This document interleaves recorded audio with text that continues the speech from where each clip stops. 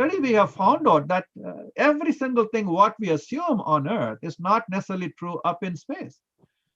The International Space Station is only about 85 or 86% gravitational pull. Even there, the drops of liquid just float around. They don't settle down anywhere. Similarly, every material, every biological system we know might behave differently up in space as you go further and further up in space. So how do we study these? How do we make them our friend? The changes which are happening, the modification which we notice, can we make them useful for us on Earth? In 1957 was the very first satellite Sputnik launched, but since then we have come a very long way. I'm sure you all are aware of Chandrayaan-2, which was released as of October 2018. Can we use space-related projects to help learning STEAM that includes space science, technology, engineering, agriculture, and mathematics? Every time you start thinking about doing some space-related project, you have to figure out a way to design, develop, review it, validate it, verify it, and in so many ways, you apply many of these disciplines in every project you have. For example, can we design, develop, deploy devices to explore planets such as Mars, mine various asteroids depending on their contents, what we need, what we don't need? Can we avoid future collisions of some of these celestial objects coming into Earth and creating problems for us? Can we set up even colonies up in space? Can we set up agriculture farms in space? All these critical steps, every single one of them requires us to think in very many terms. The first point is how do we design the mission? Then how do we develop it? How do we prepare the components? How do we analyze each component is working very well? How are the subsystems in each going to work? And how do we develop these subsystems? So in other words, there are so many opportunities available for each of you to become incredible scientists and explorers and innovators as you move forward. That is the challenge which we face, and that's the answer. By becoming experts in all these various areas, you can really change not only the world, but the entire universe. I was very fortunate to meet with Dr. Bob Twiggs. He's one of the two who came up with an unbelievable advance in space science and technology, especially satellite technology in 1999. Can you all hear me all right? Can you hear me okay? Yes, sir. Yes, we are hearing. Okay. Yeah. So he came up with this, he and his colleague came up with this incredible new invention called CubeSat that has transformed the ability to use space in incredible ways. A CubeSat, by definition, is about 10 by 10 by 11 centimeter cubic centimeters. The cost of it has dropped down drastically. The normal satellites which we talk about are about 22, 23,000 miles away from Earth, but these smaller CubeSats can be flown anywhere from 500, 600, 700 kilometers from Earth. Since they are much lighter, it's easier to launch several of them. I'm sure quite a few know that 2 days back, 143 satellites were released at the same time. So more and more of these can be released for various applications, which you see here. Almost anything and everything which the 60, 80, $100 million satellites can do, these small CubeSats can do. They can vary from 1 unit is about 10 by 10 by 11, but then you can increase up to about 12 units kind of stuff. And these various applications are so essential for what we do on our daily life. Also, not just only research scholars, colleges, schools, scientific research facilities, industries, remote sensing for various applications, non-governmental users, biotech firms, you name it, all kinds of various organizations can now afford to set up their own microsatellite or mini satellite and use it for various uses which they need to run their industry or business. This is what's waiting for all of you as you grow up. The growth of CubeSat has exploded starting way back in the very beginning stages, the research stages up to at least 2022. The blue bar is where it's yet to be launched. The green bar is where it's been already launched. Depending on the weight, the name of the satellite varies. Femto, pico, nano, micro, small satellites. All these are the future of space technology, space industry. So what we decided was Mr. Rajaguru and I had a big challenge. There are about 4.1 billion people in the world who only are able to access internet. Some of them, of course, can't afford it because of the cost. There's a huge disparity in education, literacy, skills, employment, and prosperity. At least 3 billion people, as we know, all over the world are not having the same opportunities. On the other hand, the digital knowledge resource online is incredible. Not everybody is able to access them. So what do we do about it? Dr. Kalam and I talked about this in February of 2015. He said he would start talking about all this to the youngsters, the youth of the world, so they start taking interest in these matters and come up with some solution. Unfortunately, he passed away on the 27th of July 2015. So when I met Rajaguru on September of 2015 in Bangalore, he and I thought that we could come up with this AK EduSat, Abdul Kalam Education Satellite, first to honor Dr. Kalam, also to carry on his mission, his dream, with the help of youth, all of you. When you get some time, please look at this akedusat.org or akedusat.in. You will get a little bit more details on what these are. The idea is to have a CubeSat, about 18 by 18 by 18 centimeter cube, with a very sophisticated Ka band transponder, which will receive information a whole lot at the same time and then be able to relay it back to Earth. The overall budget is about 1.5 million. But when you look at it, 50 or 60 bright students in India are developing this incredible modern technology tool so that minimum 500 million poor students all over the world will have access to very high quality educational content. So the cost comes down to less than 0.005 per student. You're able to launch this and make sure it is working very well. It is by the students for the students. And the funny thing is this one single satellite goes around the world about 14 times when it is around 720 kilometers above Earth in the low Earth orbit. It can cover every nook and corner of the world, islands, forests, mountains, no matter where you are, you can access it and receive the information which is broadcast through that. When it comes to a certain point, the ground stations will be able to upload the information in any language. And also, as it moves around, it can automatically download in schools and colleges and public hospitals, you name it, digital libraries, and everywhere, wherever you need the information, you can make use of them. And this will help bridge the quality gap existing in education, literacy, skills, and many other areas. It'll also make sure that everybody on Earth, all the 7 billion, have the same level playing field. Nobody has any upper hand, and because of that, they come up more in life. It'll have equal access, and it's all going to be given free. And especially for the 3 billion poor, even in remote corners, we want to make sure this AKEduSat is able to help them through education, through knowledge, through skills and literacy, come up very well in life. I'm really amazed by the incredible effort of Rotary Club of Hassan Hoysala, as well as other clubs in 3182 and also 3190 for taking up this unbelievable challenge and starting to implement these in various ways. The first step is to set up this Kalam space clubs in schools and colleges so that Dr. Kalam's dream of 650 million or 65 crore youth in India start taking interest in the emerging technologies which are nano, info, bio, eco, and space technologies. Thanks to all of you, Rotary clubs in 3190 and 3182, there are more than about 27 or 28 Kalam space clubs already existing, and they plan to start another 100 more very soon. Hats off to all of you Rotarians, and you are really creating the future scientists, future Abdul Kalams of the world, starting with your district at this point. You know, the space clubs are not just for the name. They can every month get together and talk about all these things. What is meant by world space vision of Dr. Kalam? How do we figure out a way to bring space solar power? What is neutrino research? What is asteroid mining? What is Chandrayaan-1? What is CubeSat? What is space travel? I mean, all these various things they can start talking about. They can research on them.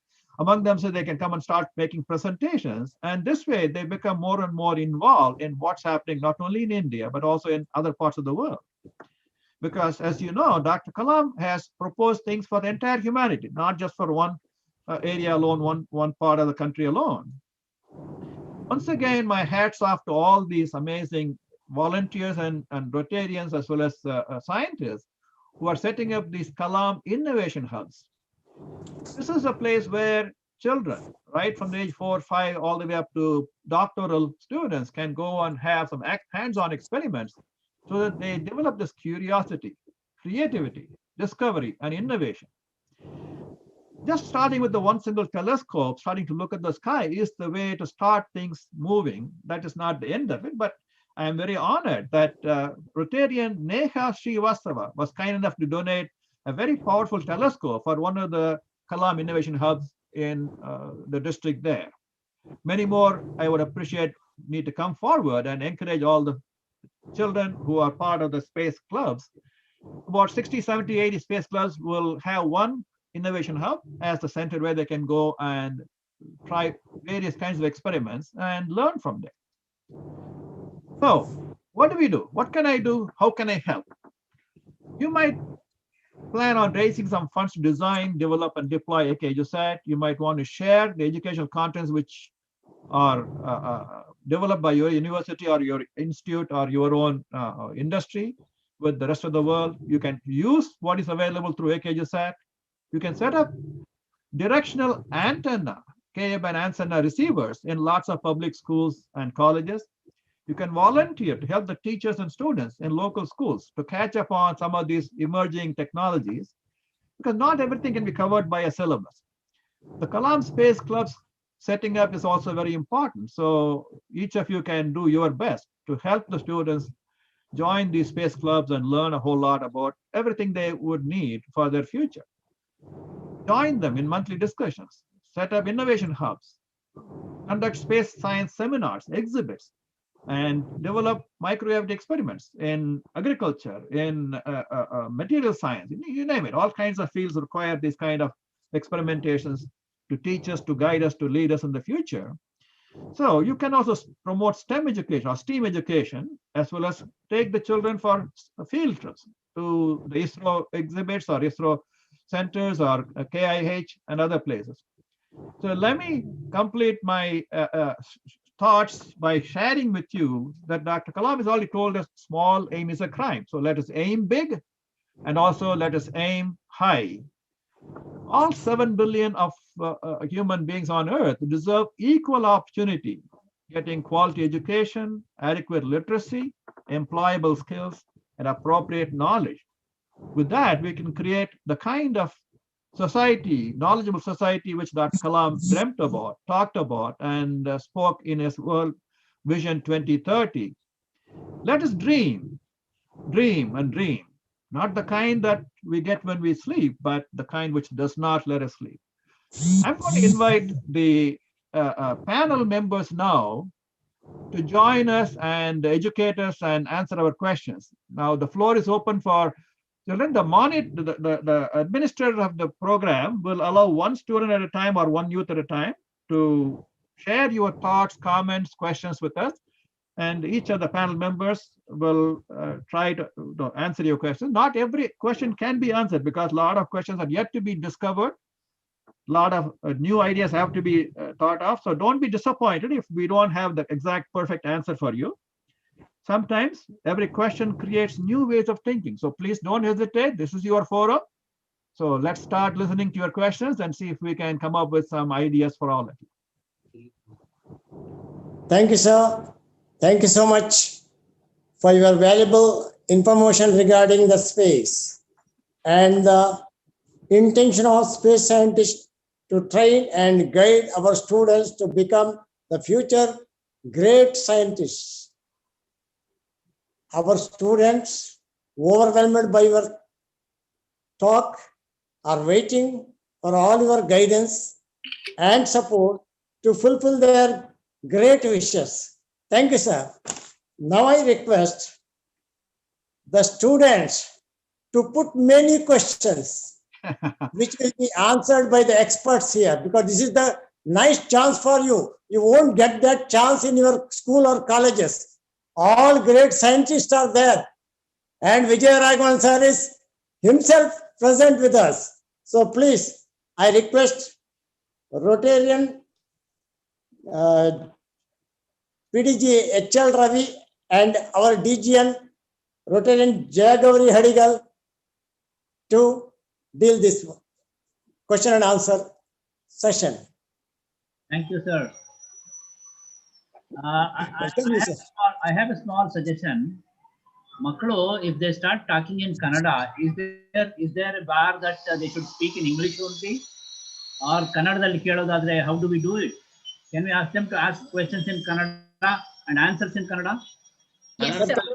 ನಾವು translate ಮಾಡ್ಬೇಕು sir ಅವ್ರಿಗೆ ವಿಜಯ್ ಸರ್ಗೆ ಇಲ್ಲ ಯಾರು ಇದ್ ಮಾಡ್ತಾರೆ ಅವ್ರಿಗೆ translate ಮಾಡಿದ್ರೆ ಅನುಕೂಲ ಆಗುತ್ತೆ ಕೆಲವರು ತಮಿಳ್ನಲ್ಲೂ ಕೇಳ್ತಾರೆ sir. The questions can be from any language, but Any before language. we answer, please make sure that you give an English version of that, and so that everybody can enjoy. Yes, Okay. sir. And now, Any locally, we have asked Any lots Indian of language. elders to be there to translate it back in the local language, because children from all over India are listening to you today. Children from USA, from Singapore, from Malaysia are also listening to you today. Yes, sir. Okay. All right. Go ahead, please. Ask in any language you want. If we know the language, we will try to answer it for you. Yeah, children, students, please come up with your questions, please. You can raise the hand so that we can mute them. Yes, I see. Chaitanya Shri. Yes. Go ahead. Ask your question, Chaitanya Shri.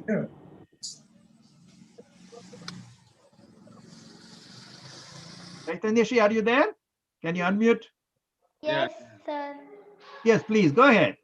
Tell me about you. Where are you now? Chaitanya Shri, where are you? In my home.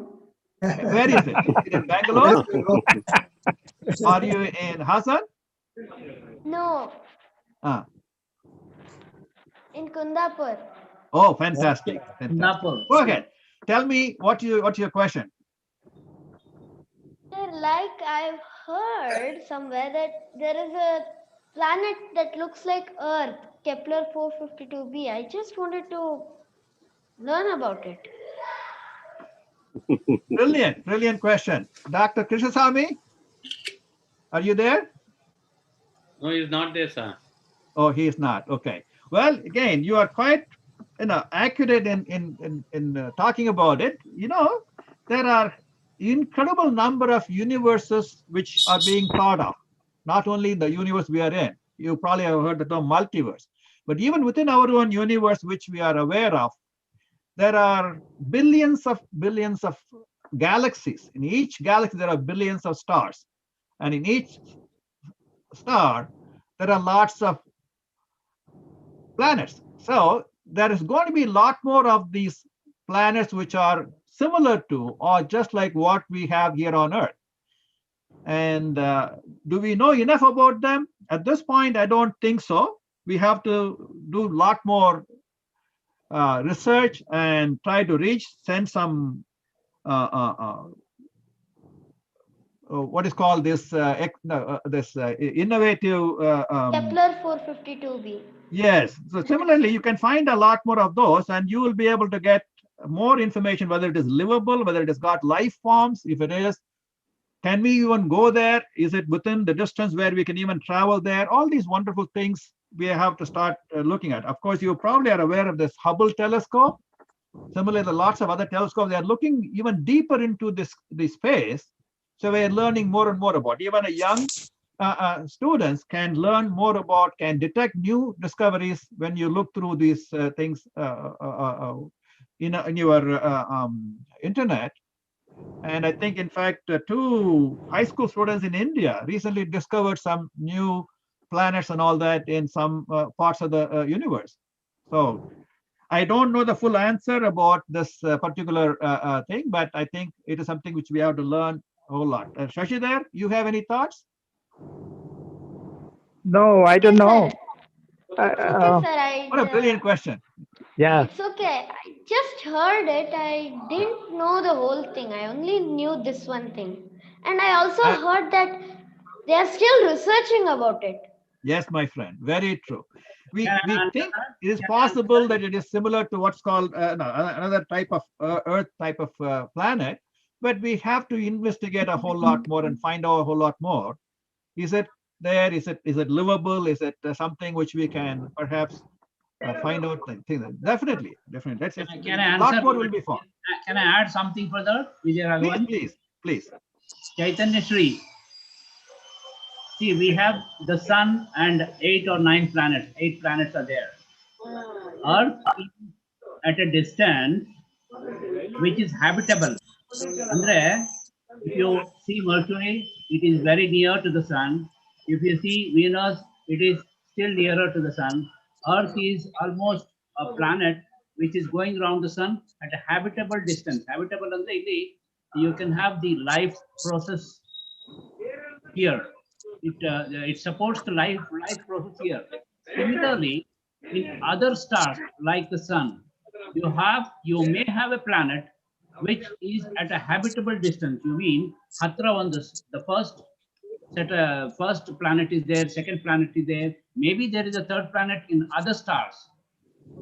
So there you have to start learning which are the nearest stars, which are the planets which are going around that star, and which are at a distance of habitable distance where life can exist. Those all things you have to start thinking, you have to start learning which are the other stars like that, similar to the earth, similar to the sun. This is what you have to start thinking, all the students. Very nice. Thank you, my friend. Next Okay, sir. question. Thank you, sir. Next question. Sir, Some other hands go up. Next question. sir, does sound travel faster in space? Rajaguru, let me request you to answer that. Does sound travel faster in space? Um, no, sound cannot travel at all in space because sound requires atmosphere to create and like pressure waves to travel. So space is a vacuum. We don't have any atmosphere, so we cannot able to hear any sound in space. So sound not at all travels in space. Suppose if you are in space in a in some international space station or out of going for a spacewalk, and if nearby your spacewalk, if anything explodes, you cannot hear anything because there is no atmosphere, no sound waves. So it's not possible to hear anything in space. Fantastic. Very, very nice. Very nice question. Wonderful answer. Only light Next can question. travel in space. Next question. Can I ask a question? Yes, please. Yes. Yes, yes, my friend. Yeah. Your name? Hello. My name is Prakrit. Say that again. Sorry. Prakrit. Prakrit? Yes. Okay, please go ahead. Ask your question. Okay, so my question is like I was watching this educational channel, and then they were they were showing that there is a ninth planet, not Pluto. Except Pluto, there is a ninth planet that is very far away from the sun, but it exists. Is there any any evidence about that? Well, again, a good question. Let me see which of the panel members are able to answer it. Mohan, do you have an answer for this young gentleman? Or Preeti? No idea about this, but I just know, I just want to, say that I want to, have more space clubs, more schools. So I just want to know which school this child is. Where are you from? I am from Bangalore. Which school? I am from Head Start Educational Academy. So, the question is is there a ninth planet except Pluto? Because around Uranus there's some meteors, and then they're acting strangely, being pulled at only one certain location. That shows there's something else that's pulling them towards it, but it's really hard to see. fact, I also read about something possibly a little, which has not yet been detected, but I guess we need to learn a lot more. The simple answer is we don't know enough to be sure that Yeah. there is a ninth planet. But that's a curiosity that should be alive. We should keep thinking, is there more? Is there less? Is there this? As you I probably have know, another question. over a period of time, lots of materials floating around, gases and all that condensed and then formed planets. So it's quite possible new ones may even be getting formed over the next few hundreds of years or whatever. So it is quite likely that the 8 is not the finite answer for the sun. It might have more. In fact, you probably know more than 7,000 plus microplanets are already going around, and there are lots and lots of asteroid belts around the sun. So quite a lot of these can come together, join together, and then form planets in the future. Very nice. Good. Next question. He has Yeah, I have another question. Go ahead, please. Like, is extraterrestrial life possible? Who wants to answer that? Again, a brilliant question. Is extraterrestrial life possible? Dr. What do you consider Shishidhar, extraterrestrial? I, 254 miles above Earth. Is it extraterrestrial? I will try to answer that. Please go ahead. Yeah, Dr. Shashidhar here. We should have a very broad perspective of life when we talk about other planets other than Earth. The life on other planets need not be the way we are used to seeing on Earth. We have two eyes, two legs, two hands, and maybe we have seen a bird with two wings and two legs.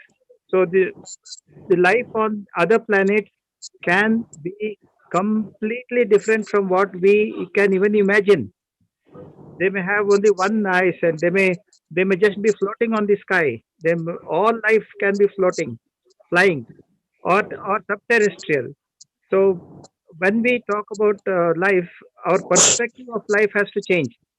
It can be they need not be living in a very comfortable atmosphere like Earth has. They can be comfortable in an atmosphere of their own planet. So yes, there are many evidences of life on other planets, extraterrestrial, and more will more evidence will come in future. Thank you. Thank you, To sir. enhance what Dr. Sachidhar has told you, I was reading recently about this unbelievable place in Australia. If you go to that place, you see the cyanobacteria, which have formed beautiful, nice formations there. They are about 3.1 billion years old, probably the oldest life form on Earth. And it took quite a while for those cyanobacteria to release enough oxygen. Once it became about 20% of the atmosphere became oxygen, then only the other life forms were possible. So it might take billions of years for we to even find certain types of life forms in certain areas. We are evolved from very tiny one single organism. You know that, right? Yes, sir. So Thank you, it's sir. a very good question. Again, there is possible, life is possible, but we have to keep exploring and finding out what kind of life is there. Is it just a single cell, multiple cell, or what other forms? But expecting people to live in other places might be a little too much of an expectation. We may not be able to find other people or aliens like depicted in movies and all that. Thank you, sir. I Thank you, just sir. saw the hand of Shanika go up. Shanika, you have any question, my friend? Yes, sir. Good evening, sir. Happy Republic Day. Thank you, my friend. I have a question. Yes. Can a star turn into a planet? Say that again. Can a star turn into a planet? Can a star turn into a planet? Again, I really wish Dr. Krishnami was here. Is he there? How about Dr. Sita Lakshmi Subramaniam? Professor Sita, are you there? Professor Sita? No, I don't think she's there, sir. Anybody else wants to answer that question? Can a star turn into a planet? In other words, what happens to a star after it completely burns out? For example, what happens to sun when all the helium and hydrogen all are burnt out? What happens? Can anybody answer this, you wonderful young lady? It becomes a black hole. It collapses. Becomes that a is one possibility. supernova.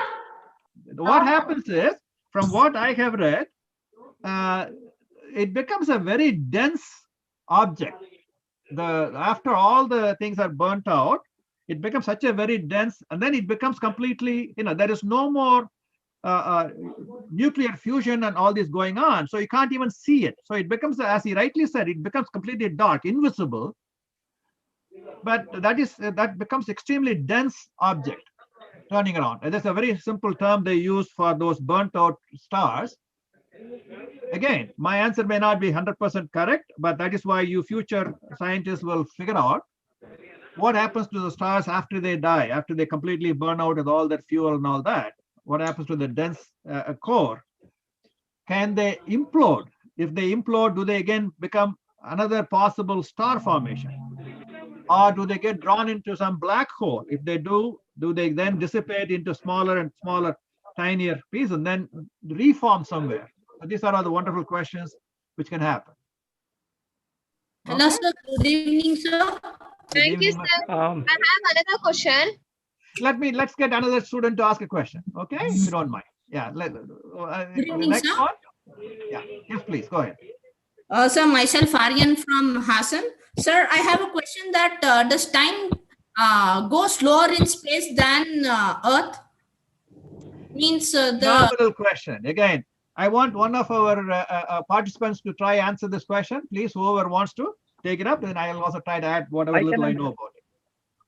In other words, does time stay Dr. fast Shashidhar or here. does it vary? Shashidhar, go ahead. Shashidhar? I think I can't hear you. Are you there? Shashidhar? Number you have dialed is currently busy. While Shashidhar is coming online, let me try to answer that. My friend, it's a phenomenal question because Einstein proposed that time can shrink and expand depending on at what part of the thing you are looking at. If you go near a huge celestial object, the entire what's called space-time, he considered space and time to be one single uniform unit. And there is a change in the curvature of the time space. So when there is a curvature, sometimes it speeds up, sometimes slows down. So yes, time does vary in space based on, but if you are inside that, you would not realize it. When you are inside that changed time, you may not realize that the time space can expand or shrink depending on the influence of nearby major objects and all that. Again, my answer may be very limited. I appreciate if others can join and expand on this. does the time Are you there? affect the time in the space than the time in the Earth? Like the astronauts who travel to Earth seem to age lesser than the how the time travels at the Earth. Well, your question again is very good. Again, we have to figure out what is the impact of gravity while we are on Earth. We measure time based on what we know here, right? The sunset, sunrise kind of stuff. But if you are living in some other planet which takes about 450 Earth days to have one single day, or if you are living in International Space Station, every 90 minutes you spend a day. So do you age faster because you are spending only 90 minutes for each day? Or in other words, what is the influence on our growth or our aging depending on where we are in space? That is the question you are asking.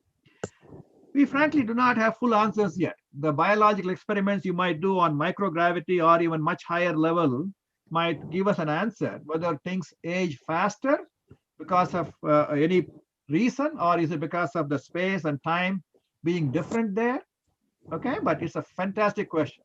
Okay, that sir, has a lot of implications. Very nice. Next question from another student, please. Good evening, sir. Good evening. So myself from Hassan. Speak a little louder, please. Yes, you are also from Hassan. Yes. Yes, sir. So galaxies look stationary. So why do scientists say that they rotate? Well, again, a beautiful question. They are, in fact, for us, looks stationary, but we are part of, say, for example, if you are inside the house, if you look around, you will feel that everything is not moving, right? But you know very well that Earth is rotating about, as I was talking to you about, incredible speed. At the same time, we are also moving in space. In the past 1 hour, we have already covered 66,000 miles. So it gives a false sense of feeling as if we are static. Same way, if you observe the various galaxies, they seem to be drifting apart faster than even what they imagine. Okay. Now, they seem to be moving around, but we are not living long enough to observe. Had we lived about a billion years back, now we can say, well, there is a significant change in the way things are located. They are actually moving from one place to another, right? Yes, So sir. observable universe right now has these various amazing features. So if you observe it long enough, you will see that they are actually moving. Okay. Thank you, sir. Next question from Malhar. Malhar, tell me what's your question, my friend? Yes, sir. Good evening, sir. I am from Assam. And, sir, my question was, why does not our solar system collapse into itself? So how Well, does again, the solar system keep itself together? it will one day might collapse, but that depends on the sun being still, shrinking and shrinking. As it keeps shrinking more and more, when it becomes very dense, either that will absorb everything because there is no more that gravitational thing. It may get, the planets may get pulled out from where they are now, or they may collapse into the core, the molten core, or they might probably, when the adjacent galaxies and the Milky Way, Andromeda galaxy and Milky Way become one, they join together, and in the next few billions, things might change so drastically. It's very difficult to know exactly what happens to the planet. Are they all collapsing into the star, or they drift away? As you know, all these objects are all floating around because of the gravitational balance between the adjacent objects and all that. Excuse me, sir.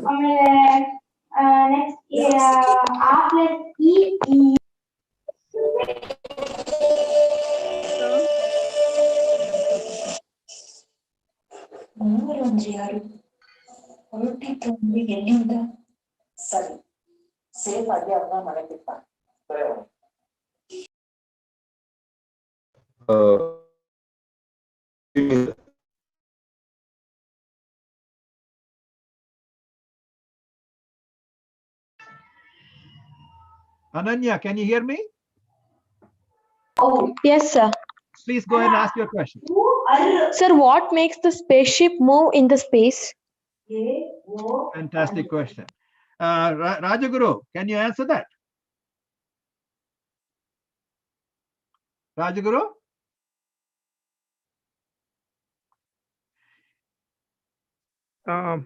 Maybe he's not there. Dr. Shashidhar here. I'll try to answer. Yeah, please. Yeah, the spaceships are moving because they have their own thrusters.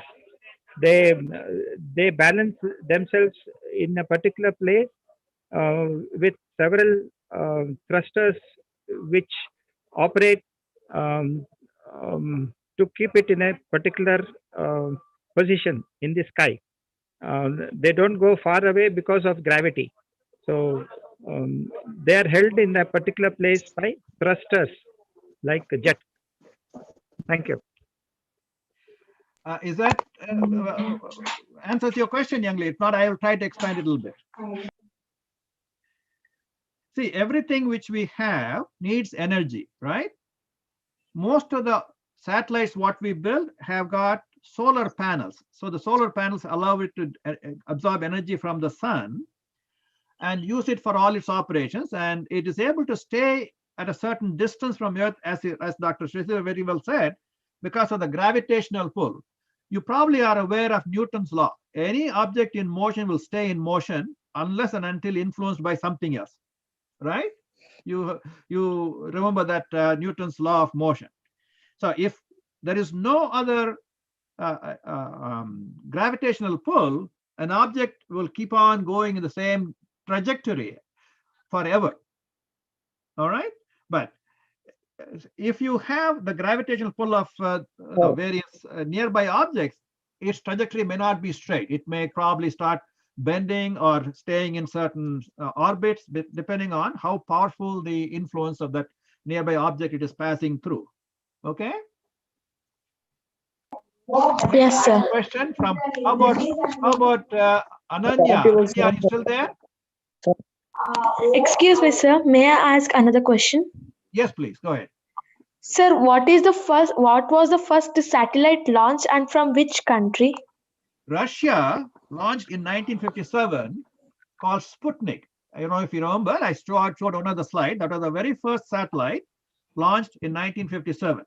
But we have come a very long way from that. That was more an experimental thing to see if we can really launch something and keep it there. But then I really don't know whether it is still orbiting or not. Most of the satellites continue to orbit, but they may not be reachable now. So sometimes their radio frequencies and this and that may not be still powerful enough to keep in touch with them. But quite a lot of them, 30, 40 years back, for example, that were sent into intergalactic space, you can still continue to interact with them. All right. So yes, sir. Thank you. Next question. There's a question. Excuse me, sir. Yes, There's a Kalam? question in the chat box, sir. That is, in space, we can't consume natural food, but we can consume a tablet made in the planet as hydroponic, and it will not spoil. Sir, yes, sir. And this is from Nishant. Yes, sir. And there's another student who wants to answer this question. So yes, that'll be great. Let's have a student answer the question. Yeah. Sir, it is non-nutrition food. So again, I'm sorry, I did not understand you well. Say that again.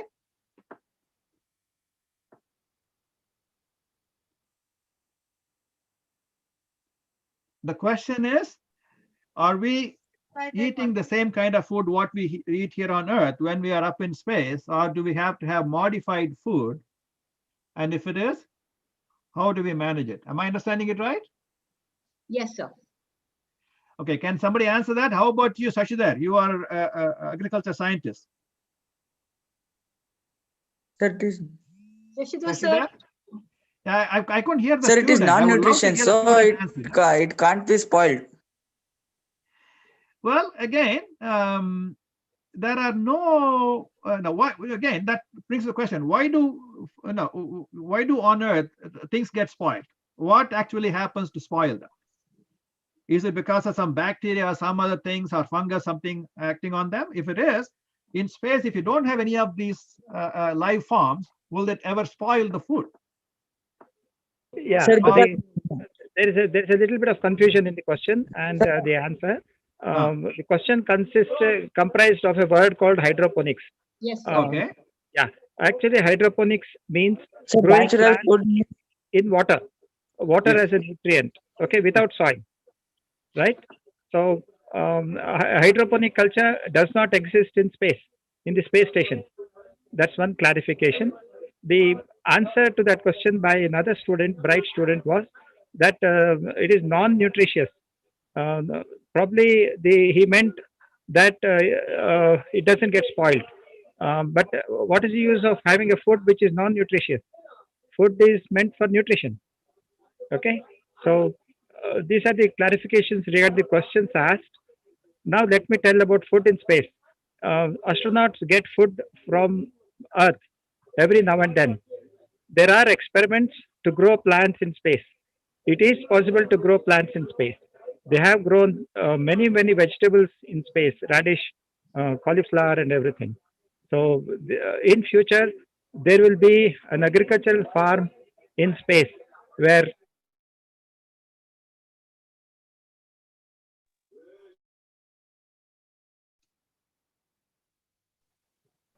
Please unmute. Looks Did like, yeah. Can you hear now? Did I? Yes. Yeah, go ahead. Yeah. Actually, there was a problem in the question. Question had a hydroponic word called hydroponic, which means growing plants in water, which is non-existent in space. There cannot be water-grown plants there. As a clarification, one student talked about non-nutritious food. Probably he meant that food doesn't get spoiled there.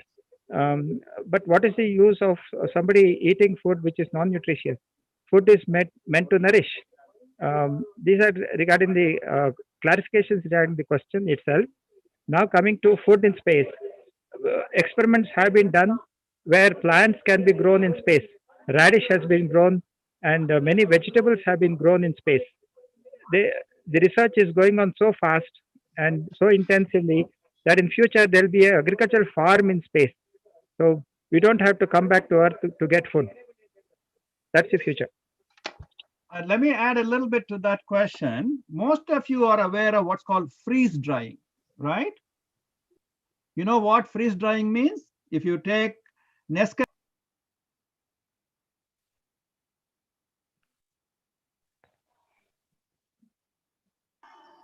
Sir, you have muted yourself.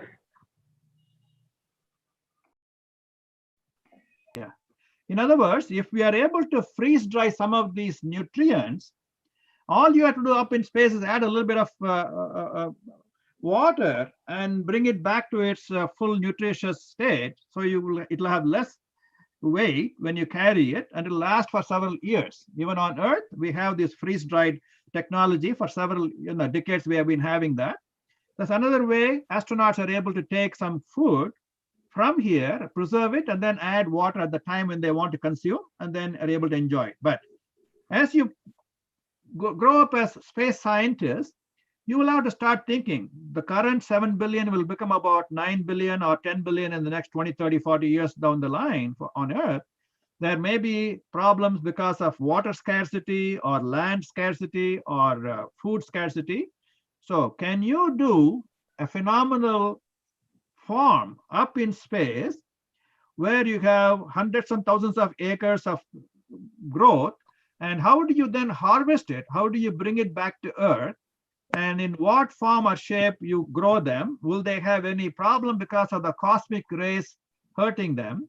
So if you have a farm looking at the sun all 24/7, what takes 3 or 4 months to grow on Earth will take only 1 month to grow there, right? This is the future of agriculture, space agriculture in the world. So you might become a scientist who uses the space to your advantage and grow all these amazing nutritious food, bring it back to Earth, or supply it to all the space colonies. All right, that's an enormous future. Yeah, go ahead. Yes. Sir, is Earth sand and other planet sands are equal? I'm sorry, I didn't understand your question. Say that again. Earth? Sir, is Earth sand and other planet sands are same? Other planets, what is the same? Sand in the Sand? Earth and You sand don't in know, the my friend. That is why it is important to go and get some samples from various places, all these rover and everything else what we have. They are able to dig deep even below the surface and find out if the sand composition is the same or is it different. And if it is not the same, why is it different? Because as you probably know, condensation of all these gases which formed long back, and when they condensed, lots of heat was able to create newer and newer molecules. So it is very possible certain planets may have entirely different types of structure. In fact, recently I was reading about a planet which has got enormous number of diamonds. They're all nothing but carbon molecules condensed in such a way that if you are able to bring that planet to Earth, you are talking about billions and billions of dollars worth of diamonds here. What do you do with all that? You can do lots more uses for diamond, not only to wear it as an ornament. You can do quite a lot of things. You can use some of the diamonds to go. Yes. Sir. Yes, Sir. please go ahead. Go ahead, please. Next question. I'm not able to hear. Unmute, please. Sir, I have one question. Yes. Your name, first of all? Shanika MR. Shanika, go ahead. Ask your question. We'll go to the other gentleman as soon as he is able to unmute. Go ahead. Yeah. What's your question, Shanika? How can you tell a black hole made out of antimatter from a black hole made out of matter? I didn't even know that there are black holes of different types of Fantastic. Very nice. Well, again, we don't know enough about black holes except we know that they exist. I think from what they, yes, go ahead. Go ahead. Shashidhar. Dr. Shashidhar here. Ah. Yeah. Go ahead. The kind of questions that the students are asking, I think they should be giving a lecture to us. I think the kind of questions that the students exactly are asking, they should be giving lecture to us. Very true. Very true. But again, let me try to answer this. Hello, sir. Again, these are all various ideas and Sir, thoughts. I have doubt. Yeah. 1 second. Let me complete this. Then we will move to the next question. See, as far as black holes, we do know that there is a recent evidence that it exists. There was only hypothesis, but now we have been able to, at least have enough evidence that black holes do exist. In some galaxies, more than one black hole exists. A black hole is nothing but the most intense gravitational pull. Even the photons, light rays cannot be, escaping that. Once they go in, we don't even see. That is why it's called a black hole. What happens to things which go in there? How do they come out? And what kind of black holes are they? So these are all questions which we'll still have to keep an open mind and see if there is a difference in the types of black holes, and if it is, in what way do they impact the rest of the things around them? And wonderful, brilliant questions. Phenomenal way to start thinking in these terms. Next question, please. Who has the next question? Sir. Yes. Sir. Your name? Your name, my friend? I'm not able to hear the audio properly. Some problem with the audio.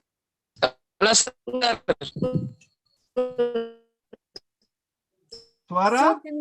Sir, I have a question. You go ahead, please. Sir, which is the first planet made in solar system?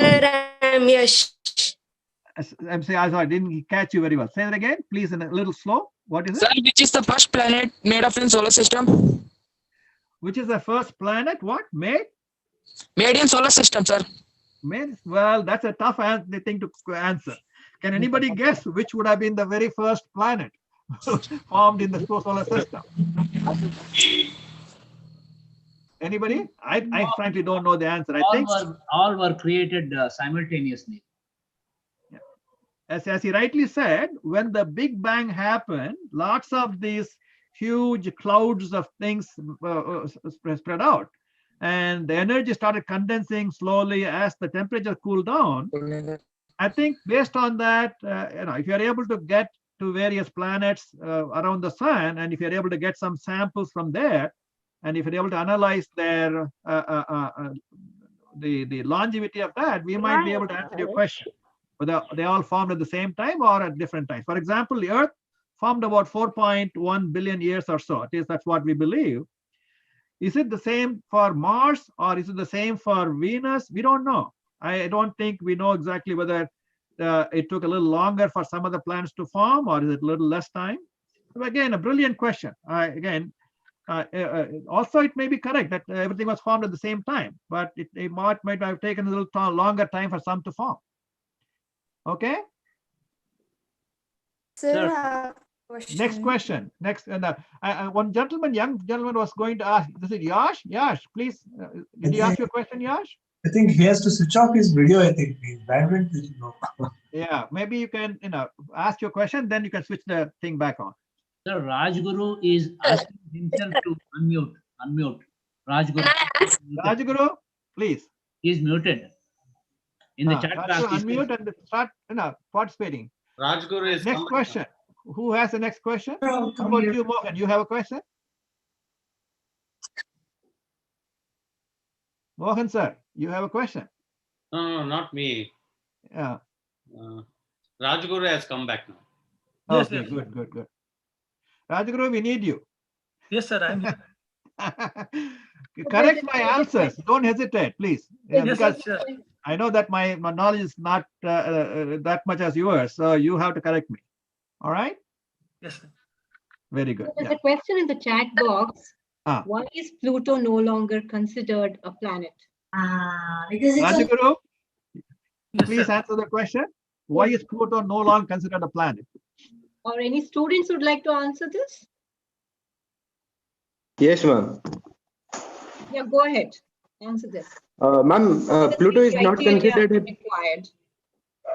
Ma'am, the first criteria that is required to consider a celestial body a planet is that it should have an orbit. True.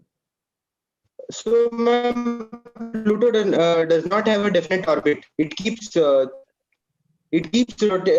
Revolving around our sun at a moment, and then it goes to another solar system. Right. I see. So, ma'am, the first criteria goes wrong with Pluto.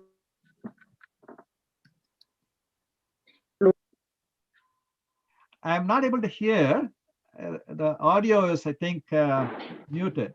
May I say, sir, about, like that Definitely. question? What are the other two criterias? Not that. You have an answer for that? Yes. Yeah, please go ahead. Like, ma'am, if a planet must have a clean orbit, like there must not be any. You are muted, Kana. Chaitanya, unmute. Okay. There must be nothing in its orbit. So then it is considered a planet. Pluto has a lot of asteroids in its orbit, so it is not a planet. Well, I think if you look at Saturn, it's got a lot of rings, right? And the rings are formed of what? It's formed of dust and ice. Right. So having something going around, for example, now Earth has got moon, right? So having something around might not by itself make it less of a planet, but there may be, again, I don't have the full answer, but let me see if Rajaguru or Sashidhar can help us in this. Rajaguru, you have any answer why Pluto is not considered a planet? Sir, earlier Pluto was considered as a planet. Actually, it is considered as a planet. Actually, see, as the students are rightly describing, for any object to be the planet, the International Astronomical Society, they have considered three criteria to meet. So it is passing the two criteria. You are muted again. I'm sorry. The Pluto is not meeting the last criteria, which is like clearing its neighborhood. It means that it is having a large orbiting object around it. It's having an enormous gravitational pulls actually.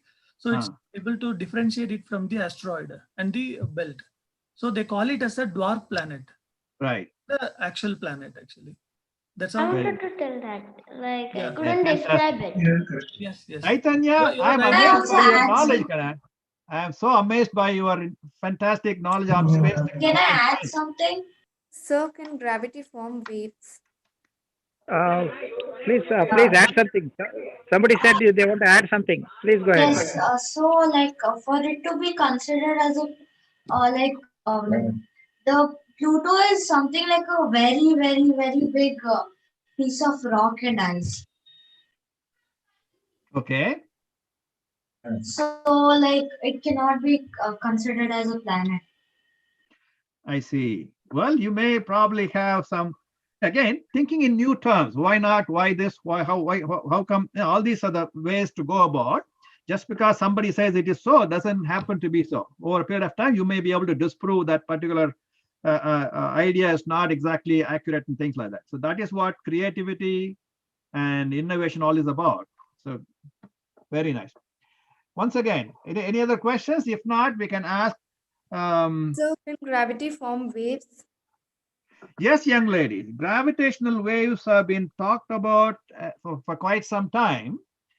And that, again, if you look at some of the works of Einstein, he talks about the fabric of space-time in which the gravitational force also has some undulations, ups and downs. So again, these are things which we normally don't think about, but they do seem to have some impact on what happens in the universe. Okay, wonderful, very nice. Now, do we have time for more questions, or friends? So I have a question. Go ahead. Go ahead. So how many kilometers does the Earth and space contains in the between? Say that again. How many kilometer distance is between Earth and what? Space. Space? Yes, what? sir. right where you are in your room, you are already experiencing space. Just because there's a roof above you does not mean you don't have space. You are living in a space. Anything from all the way up, millions and millions of miles above you, is part of the space. Okay, sir. Thank you.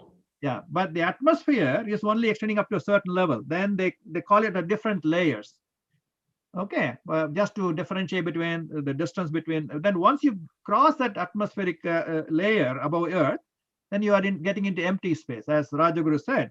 But even that is considered as dark energy, dark space, and things like that. People believe, scientists believe that even though we consider them as empty, they are not actually empty. They have dark energy, which is why all these various celestial bodies are moving in different ways. And we have to learn a whole lot more about the dark energy and dark matter and things like that. And we really don't know a whole lot about all. Okay. Okay, sir. Thank you. That is a future challenge for all of you to learn and learn and learn and educate all the rest of us. All right. Fantastic. Sir, can I ask? Yes, please go ahead. Sir, is it true that sun gives out ohm sound?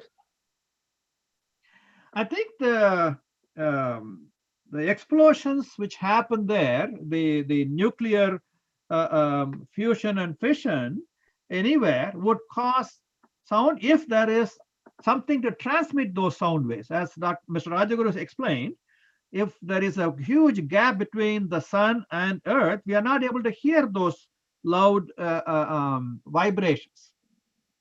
Am I saying it right, Rajaguru? Yes, sir. The same question is there in a different way. If a tree falls in the forest, does it make any noise? I think it does, but we don't hear it because we are not close enough to hear it. That's about it. But in the case of sun, I'm sure these things have not only visual and also all kinds of things are happening, but we are not close enough to receive those signals because of the lack of vibrations. And any more questions, or shall we, move to again? Sir, Kashi, why all the stars are fixed in the space? Pardon? Say that again. Sir, why all the stars are fixed in the space? Well, our observation is limited. We just look at it from one day to another. We don't think there is a whole lot of movement, but every star, every celestial object is moving at a phenomenal speed in space. But our lifespan is not large enough to observe that kind of movement from place to place. We are living about 2,000 light years from some of these stars, 10,000 light years. We are living about 4.1 billion light years from several of them. So the observable universe has ongoing active movement all the time. Like I was telling you, Earth itself is moving about 66,000 miles per hour, but we don't feel it because we are sitting inside that. Same way, everything is moving around, but our lifespan is short enough that we are not able to see the difference between the position certain things had at one time to another. Okay, but they do move. Now we know with all these amazing telescopes, with the radio telescopes, with X-ray telescopes, and all kinds of telescopes, we are able to observe them. We are able to see that almost everything in space is moving, but moving at a faster rate than what we thought was happening. Okay. So nothing is static. That's the one thing which just because of the way we look at it doesn't mean that they are static. All right. Excuse me, sir. Yes. Sir, I have a doubt. Yes. Sir, why sun is so hot? Sun is so hot because there's lots of energy released because of the helium, hydrogen, all these molecules. It's made of enormous amount of helium and hydrogen. Okay, and they keep having incredible number of nuclear activity, reaction. Okay, and So when what they, is there in the so what is there in the sun? Yeah, the sun is primarily formed of all these helium and hydrogen. When there is fission and fusion, all these funny things happening, if you try to separate the nucleus from or the protons from neutrons of any molecule, it releases enormous amount of energy.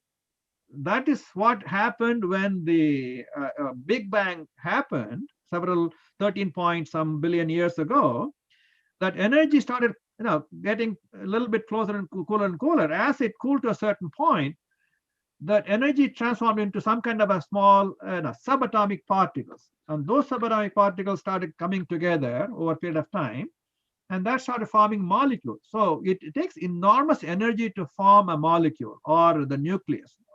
Okay. And once you split that, then those energies are released. That is what is happening in sun. So when the energy is released, we are getting all the heat and everything from there. It also releases lots of photons. That is why we're able to see the sun, the photons and the heat, and also radiation in so many ways. Cosmic radiations are happening all around, and our atmosphere is able to protect us from some of these ultraviolet or all these infrared radiation and all that. Okay? Sir? Yes? So why Earth have an axis? Pardon? So why Earth have an axis? So I'm why sorry, the So why the Earth have an axis? why does Earth have axis? Yes, Well, sir. it's a very wonderful question. If you look at North Pole and South Pole, those are not actually looking directly at the sun. Only the equator is, right? So we have to assume that there is some kind of a connection between the North Pole, South Pole that becomes, in our mind, the so-called axis. And it is not a straight one. It is a little tilted. And because of the tilt of that axis, we get some variations in the seasons from as the Earth moves around in a tilted axis. And why did it happen? How did it happen? I wish I could tell you why, but it so happens that at some point in time, the Earth tilted a little bit. And I don't know if the tilting continues to go even more and more, but there is a core inside. Inside the Earth, there's a whole lot of molten heavy metal. They seem to have enormous circulation going on. And that might have sometimes made it possible for the Earth to rotate slightly with an axis being tilted. And sometimes the magnetic poles are not exactly the same as what we call North and South Pole. If you look at some magnetic pole, there's a minor difference between that. Again, there are quite a few things which we are amazed to learn about Earth. And again, a fantastic question. Next. Sir, excuse me, sir. Sir, I actually had a theory on wireless transmission of energy. Sir, Okay. Sir, APJ Abdul Kalam had a dream, sir, of harnessing solar energy from space and transmitting it to Earth. Yes. Now, sir, how do we do that? I have a theory on that. Okay. Sir, we all know about the Tesla coil. Sir, Tesla coil transmits electrons through space.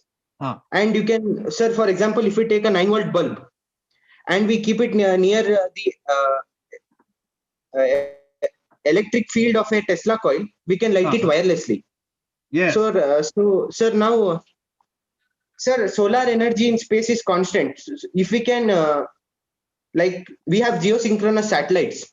Yes. They stay in a single point and follow the speed of a certain celestial body. For example, we take a geosynchronous satellite that is revolving around the Earth. Yes. It stays in one place and revolves in a constant speed. Correct. Sir, we can use such a device to harness solar energy, convert it into electrical energy, and then wirelessly transmit it through that device to Earth, like the Tesla coil does. Very true. There are quite a few things we need to find out if it will work or not, and what will be the efficiency. If you have, let's say, 100% of the energy, if you do it this way, how much of the energy is able to actually be trapped and received on Earth? Or could it be done through laser beam? Or could it be done through ultraviolet or microwaves? So there are various ways of trying to find out, and experimentation research will be the best way to go forward. Again, depending on which modality seems to give the maximum result without harming things. So if you are beaming some laser wave from the batteries, which collect the solar energy up in space, will they end up hurting something on the way? Will they start changing the climate on Earth? Will they create any problem because of that thing? So what you're talking about, wireless transmission of energy, is a fantastic futuristic field. We all have to learn more about it and perhaps use it to trap energy of the sun in space and then convert it into usable form on Earth. Wonderful. Shall we go ahead and close the session, or you all want to continue? I'm up to your ideas. Go ahead. Sir, one last question. Please. Sir, over here we are growing plants as a nutritious plant. In space, we can grow plants in the same germination, or if though the germination is slower, can we get the same nutrition as we get in the Earth, in the space or other planets we where grow the plant? Fantastic question. We frankly do not have a clear answer yet, but there are lots of plants being grown up in the International Space Station, but that is only about 254 miles above Earth. It is not long enough. We have to go even further up, about maybe 10,000, 20,000 miles above Earth, and see if we can make use of that height to our advantage and grow things, and does the nutrition stay the same? Do the plants behave differently? Or the growth any different? Lots of biological experiments have to be conducted. So we don't really have a clear answer yet for your question, but it's a brilliant question. Okay? Excuse me, sir. Yes? Okay, sir. Thank you, sir. Thank you, my friend. Yeah.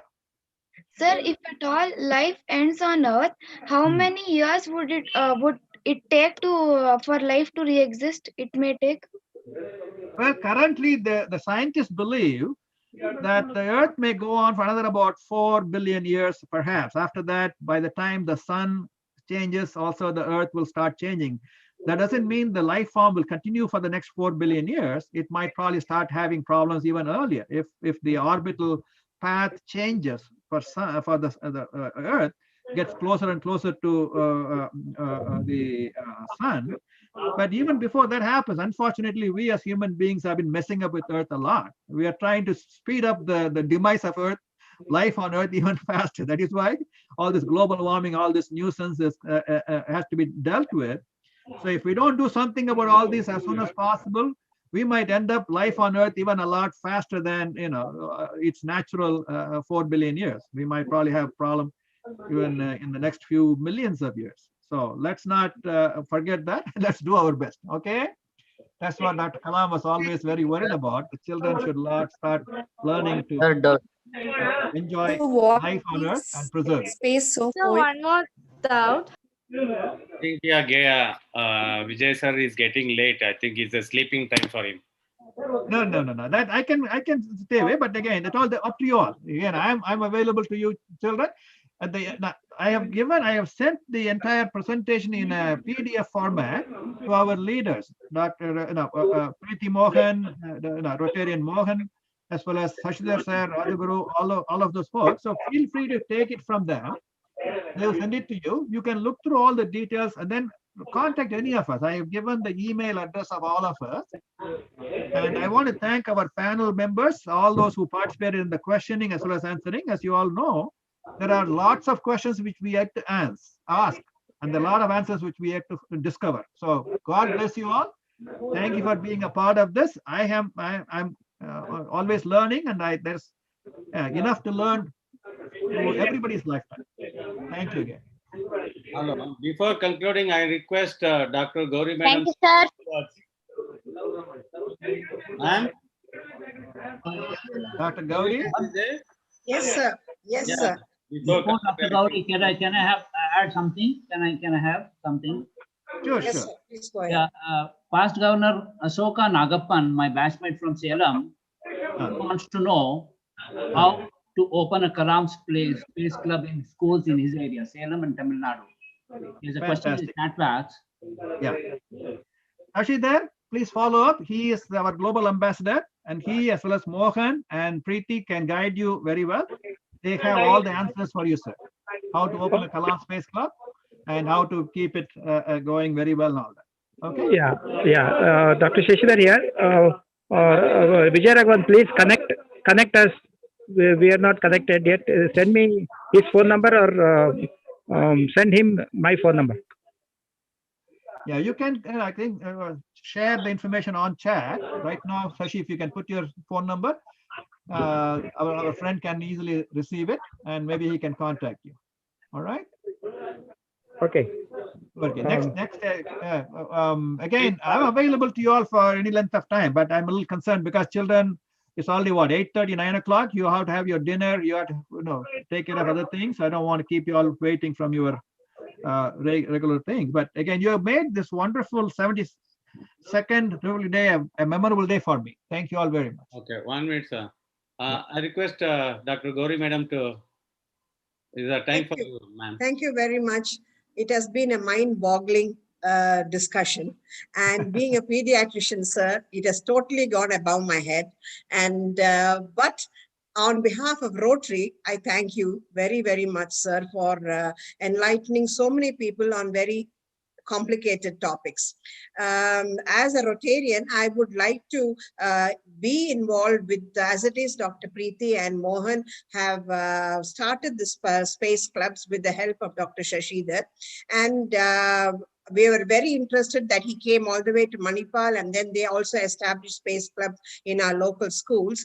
And we would like to take it further on. And more than that, I would also like the whole of Rotary, we have about 5 zones, sir. So we could all together try to bring out a satellite. And that's what I would like to go ahead with.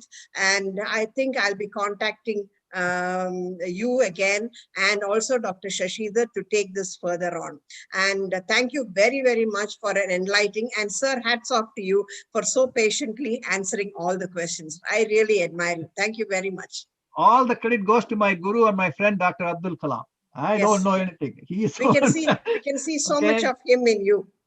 No. He is the brilliant, most amazing, intelligent person on earth ever born. And I was fortunate to be with him and go with him to a lot of places, interact with lots of space scientists from different countries.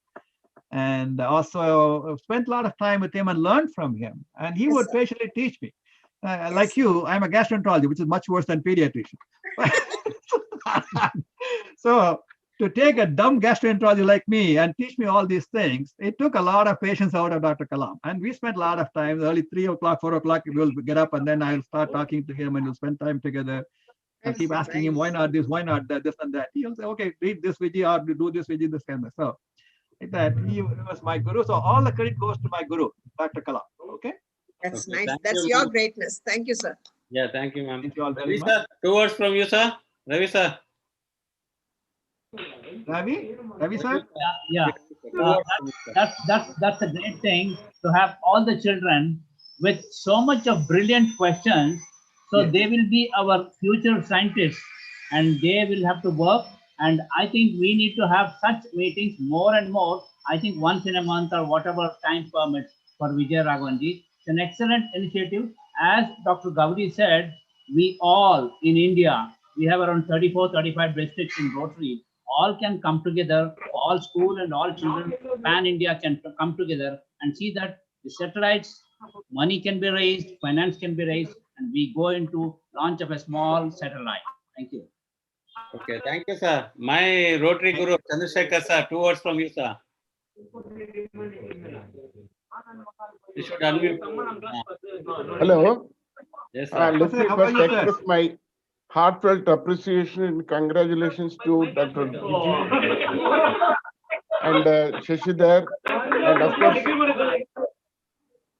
hello. Yeah. Please go ahead. And my appreciation to Mohan and Preeti and Ravi. So my point is, of course, I am a biology student. Of course, out of sheer interest, I could know something basics of this space science. I am interested when I see these children are so bright, brilliant questions they post. Probably in future, we have to think of promoting the space club activities and increasing their knowledge, basic knowledge, and make them to think about it, make them to why, how, what, and like that. If these questions are raised, naturally, we will be generating a new generation of scientists. And unfortunately, now we are all children and public parents are interested only engineers, doctors, only engineers or doctors. Then no, So that's not the thing. We must develop scientists and the children. We must inculcate the habit of putting these questions and developing scientific attitude, scientific temper. We have to develop them. And I am just thinking further, in every school, Rotary clubs have to promote this Kalam Space Club, provide these basic facilities, and if in a city, one telescope for all the school activities, and this telescope is very much necessary. In that way, I think our Rotary clubs, Rotary districts, think of promoting the space knowledge in the younger generation. That's my Fantastic. Actually, it please. costs only less than 9,000 rupees for a decent telescope. For each How much? How much? Rotary club to adopt 1 or 2 public schools and set up this facility for them. So it's we will very much be thrilled and bring all the Space Club members together. I'm planning to invite space scientists from different parts of the world to address these children, including Dr. Bob Twiggs and everybody else. So if we have lots of space clubs all around and each one has several members, and I will be thrilled to bring all those scientists to interact with the children directly. So they can talk to the person who walked on the moon. They can talk to the person who developed the International Space Station. They can talk to the scientists who really decided how to explore certain planets and things like that. So if then they do that, I'm, as I said, I'm just after all a gastroenterologist. Whereas when they talk to the real brilliant scientists, I think their mind will blossom even more. So we will arrange all those things, provided we have lots of eager children to listen and learn from them. Okay? Okay. And if it is only 9,000, I will get one, and for the students here. Fantastic. You choose the school, you select them, and you donate. This is how each of the clubs can really, Rotary clubs can encourage this kind of phenomenal growth in the futuristic scientists. Okay? Thank you, my friend. God bless you for sponsoring one school. Yeah. Okay, I think Dr. Parmesh is there, Dr. Parmesh? Yes, I'm here. Yeah. Oh, my friend, please, sir. Oh, thank you very much. It was a wonderful lecture. In fact, I am very much keen in this space also, and I have built a telescope myself. Wow. Bringing this lens kit and other things, that was about 20 years back.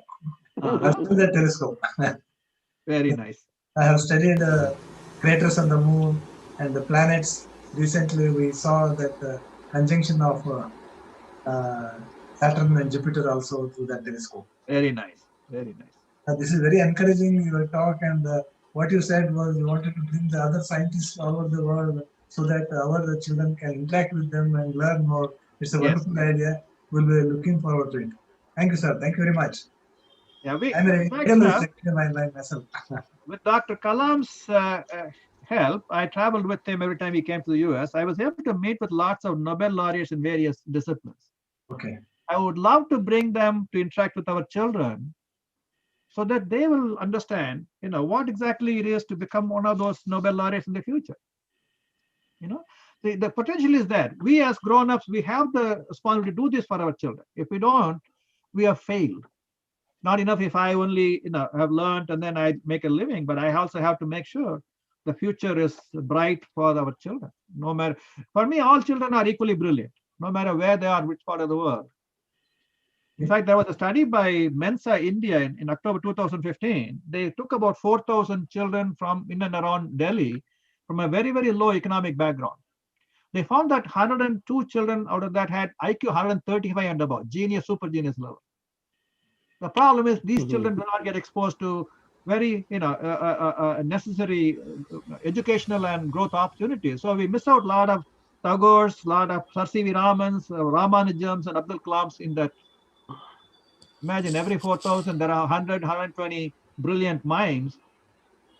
We have the responsibility to kind of bring up that. So that I really am appreciative of all what you have said.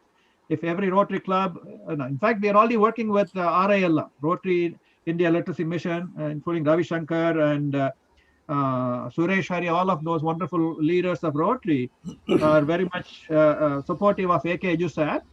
And they can use it only a conduit to bring the knowledge to various parts of the world. But the knowledge has to be created through the world knowledge platforms. And we have to bring out the brilliance of all these children and youth in various forms. Okay, ladies and gentlemen, I need all your advice, guidance, and help in this There's a mission. question in the chat box that is one of the student had written that is interested in space science, technology, wants to study wants to become a space scientist, but what course he needs to study or what course he needs to take up. There are many students, many children who are interested, who are fascinated, who have a passion, but our curriculum or the school syllabus is not supporting enough. So the Kalam Space Club, I think the objective is one of the objectives is that. So what do you say, sir, for this? Like, well, you said it exactly right. See, syllabus can only do so many things. A syllabus from any educational system, it cannot all of a sudden absorb concepts or ideas or lessons on everything possible. There's not enough time. But beyond syllabus, we can learn so many more things. That is the exact purpose of the Kalam Space Club and Innovation Hubs, to give that opportunity for children who are willing to take a little extra effort to use these amenities to develop their own brilliant minds in whichever direction they want. Okay, so that is the whole point of this. So if you can create this kind of an atmosphere, opportunity for them, as space clubs and innovation hubs and things like that, you will be doing a phenomenal service for a fantastic future of India. Not only for India, for the whole world. These brilliant minds you help bring up. So please go ahead and do your best to set up these Kalam Space Clubs in your local schools and colleges, and encourage the children to really research on their own when they have just about 1 hour per month. They don't have to do it every day. 1 hour per month, if they do that Kalam Space Club and one of you join them and ask them questions. Why not this? Why not that? How about this? How about that? Maybe next time you look it up and then come and tell me what you have found. So just that spark of innovation, spark of, research thing, if you can create, that will turn them out into the most amazing, brilliant future leaders, movers, and shakers of the world. All right? Okay, thank I'm you. a firm believer in that. Hello. And tell us how we can help you. Raymond sir is there? Hello, Raymond sir. Raymond sir, how are you, my friend? Hello. Yes. Back to you. Thank you very much for your active participation. Now I request Rotarian Umesh and Rotarian Narmada, Rotary Bangalore Sadashnagar, to propose vote of thanks. No, Shashidhar will go. Will do the thanks. Narmada, you are there? I don't think she's there. I think you can go ahead, sir. Okay. First of all, Preeti and Mohan, I want you to copy the messages in the chat box and give our phone numbers. Yeah. If they're not, write our phone number, your, mine, or Mohan, so that the kids have some connect. Okay. Thank you. It's already late. Thank you, everybody. I won't take much time. It's been a wonderful learning atmosphere. Thank you. Thank you all. Very nice. Good night. Have a beautiful, lovely evening on the 72nd Republic Day.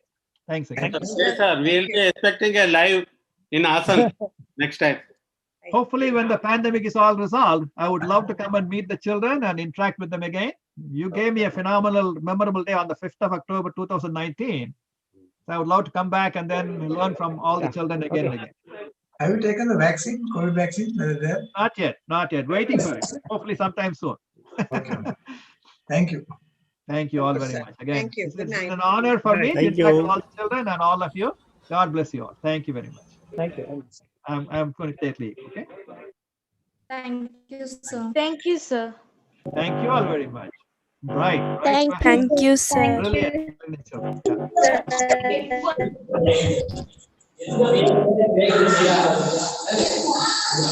Thank you, sir. sir. அவன் போக மாட்டானே பட்டறையில உட்காந்துக்கானே என்னன்னு தெரியல. ஆமா வேலை முடிஞ்ச ஒரு Mohan, Preeti, Satydev, Rajguru, thank you all very much. Swami is okay? Mohan, Mohan, and thank you, Preeti madam. Okay, thank you very much.